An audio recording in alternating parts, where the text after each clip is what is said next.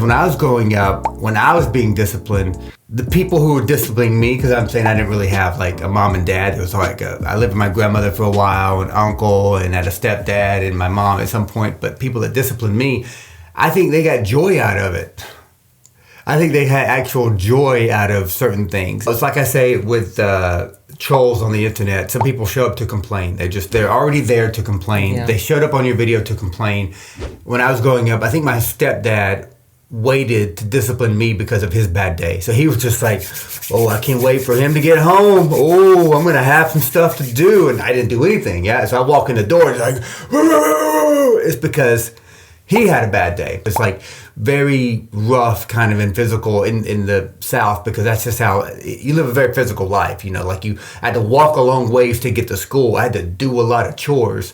So it was a very physical life, you know. But I also had guilt things. I remember several Christmases just like getting stuff from Santa, but kind of feeling guilty about it. What do you mean guilty about it? I'll tell you the story. So I learned how to ride a bike around 5. It wasn't my bike. I didn't have a bike, but I learned how to ride a bike. So at 6, I got a bike from Santa Claus, but a little bit of guilt in there because Santa wrote a note. And the note was, you know, Justin, here's your bike. You learn how to ride a bike, but you haven't been, you know, that great of a little boy this year. You know, you did X, Y, and Z when you should have said did A, B, and C. I remember reading the letter, but conspicuously in my grandmother's handwriting. First of all, it's kind of hilarious. It's hilarious. But they made me read the letter. Like, read the letter. So I'm reading the letter. I'm looking at it. I'm looking at that bike over there. I read the letter. And it was a page and a half long. It was long. And it's basically like, you're a good little boy, you know, but you could be better. But it's hilarious. We're gonna get you this. I think that's how Santa's letter should be at this point. Thanks for the idea. But we're gonna give you this bike. I'm like, I know. I'm like, I think so because I see it over there. I see the bike. I have the letter and see the bike. So I'm definitely getting the bike. I'm gonna put this letter down. I'm gonna ride that bike. There's a little bit of guilt in there. It's basically that. It's like, okay, we're gonna give you this, but you can't. You know, you can do better. I lived with my grandmother for quite a while because my mom was very young and my dad died when I was very young. So I lived with my grandmother for quite a while because my mom was trying to get her life together and such. So when I came back to live with her and my stepdad, that's when the more physical, like just mean, manipulative. I mean, I remember like my stepdad used to time things correctly so that when the buses would come by for school, he would have me out in the yard like picking up dog crap with my hands. Like we had like 7 dogs and they would poop all in the yard. He would do things to really try to embarrass me. That's what he would try to do. He would really try to embarrass me as much as he could.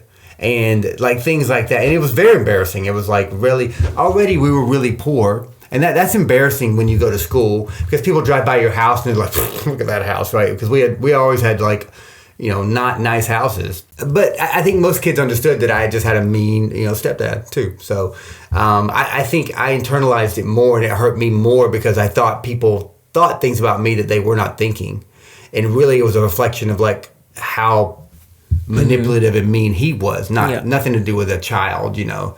So, but I definitely got hit. I mean, I definitely, as I got older, I got hit, I got punched, I got slapped, you know, that type of thing. My mom would slap me, you know, if I lied and things or if she just, you know, disapproved. But my stepdad hit me one time and then I hit him back and that was the end of that. I was around 15, 16. And then I remember moving out of the house about every week. I was like, I'm moving out and I would jump out the window and be gone. And then I'd run to my girlfriend's house and then I didn't have a plan and I'd come back. And of course, because what are you going to do? But I wanted to get out so bad. It was just, I hated it there. And he was not a good parent in that regards. Yeah. But the discipline was all over the place. Some guilt, some psychological, some, you know, embarrassment, but some physical. I would say none of it was effective, or was it? I can't remember. You probably can't say it was effective in the moment, but I think that people think about like what things shape you growing up into an adult. Like in the moment, you might be like, screw them or whatever. But in your subconscious as an adult growing up, you start to know, well, that's not a right thing to do or that's a wrong thing to do. Or it starts to form what your morals are, if that makes any sense.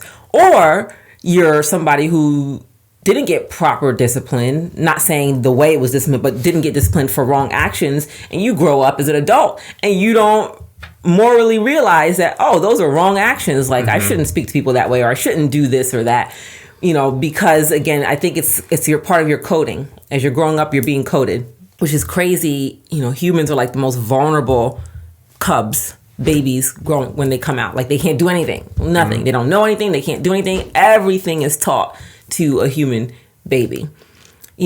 Animal babies come out, they're like, oh, let's start running. They don't have the emotional intelligence that we do. I'm not saying they do. I'm not saying it's a good or bad thing. I'm saying that is why really humans are being coded as they grow up. Animals are not necessarily being coded. They come out with instincts, so to speak. Right. Where your child is being coded as they grow up. Yes, there's some instincts, suck, whatever. But as they grow up, each stage you're being coded by you as the parent. Later on in life, you don't even realize you're applying. Well, that's stuff, why I think, doing the right thing towards our kids, to our kids, is important so that we code them correctly. And so sometimes we have the discussions of like, are we disciplining them correctly? Is spanking them okay? Is whatever. And that brings up something that I think was effective when I was growing up. One punishment that I got was real physical chores. Like, my stepdad would say, go outside and chop wood for the next hour. And I'd be like 8 years old, chopping wood, And that was effective in some ways because it was meditative, because I would just think about my life. Like, I wouldn't even think about he was mad at me or like I was being disciplined. I would just like get into this trance of like doing something monotonous, but go into like a dreamlike state or think of things that I wanted to.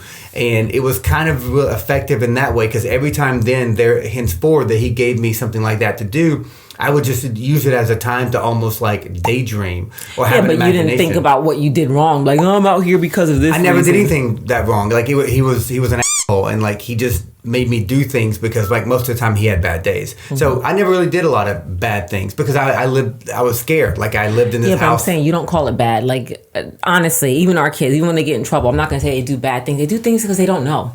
Yeah, no, they never do anything bad. Or they're emotionally immature. So, Yeah, but I'm saying for me, I wasn't. Our kids are free to communicate and free to be themselves. I was not. I lived in a house with a stepdad that I didn't talk to for 10 years because he was a mean person and he was not nice to my mom, and he was a bad person. So I just stayed away from him. There was no communication. When I had to go outside and do things, a lot of times I didn't do anything. I was just like, okay, well, here I am again outside chopping wood for an hour. But I would get into like a trance of who I was, what I wanted to do, what I was, whatever. And it would be effective in that type of way that enabled me later in life to really concentrate on things and be intense.